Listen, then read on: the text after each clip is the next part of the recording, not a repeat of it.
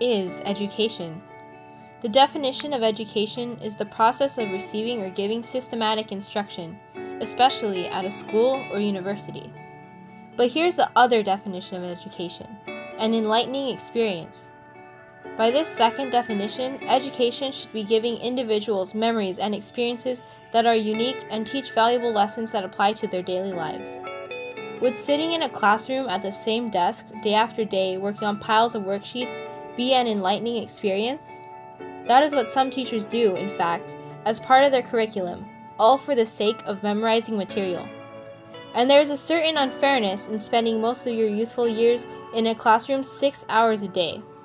So, let's enlighten this idea of what education really is. Here is an ocean's biological web. There are innumerable variables tied to the health of the system, such as the amount of sunlight and the number of creatures involved.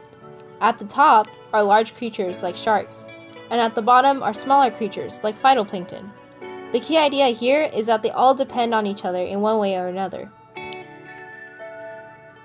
The same can be said for America's education system. The billions of phytoplankton are like billions of students.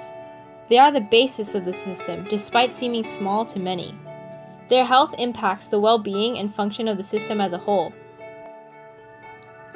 The bigger creatures could be compared to government policymakers, who don't realize their dependency on the students but are still an integral part of their lives. And our sun is the energy we put into reforming our education system, which can't reach the bottom sea floor. If our students are phytoplankton, an important and crucial element to our survival and advancement, why are they often forgotten or left behind in talks about their future? Some may dismiss this question, arguing that we have done everything we can for our children, and American education is fine as it is.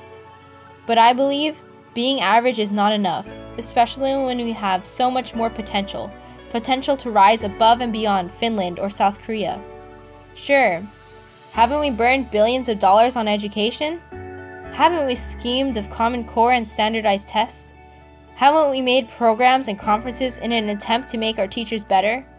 Haven't we had parents more involved than those in other countries? Yes, we have. We have purged our precious pockets to purchase fancy smartboards and gadgets and the latest tablets, instead of starting school gardens or child nutrition or lowering the cost of student tuition. We have created Common Core to force all teachers into a standard teaching style that suppresses the creativity and radical change we need to revolutionize our system. And yes, we have distributed standardized tests that don't measure the ability of critical thinking that is necessary to succeed in the real world. We have scheduled a wide array of programs and conferences that supposedly improve the way teachers teach by taking them out of their classrooms. These congregations are opportunities to discuss possible solutions, but they are squashed by the cars on the one-way street that show the proper or correct ways of teaching, when in reality, these haven't even been found. All this, yet we have not found a way to get our sun's energy to reach the bottom, our base, our students, especially those who are minorities and are often neglected. For now, a substantial majority of our students are living in the dark and surviving with minimal support. Like an inhabitable planet undiscovered, the perfect solution has yet to be found. While Finland seems like an educator's dream, it isn't a copy and paste model for the United States. We have higher diversity, issues of poverty and racism, healthcare dilemmas that must be resolved before we move on.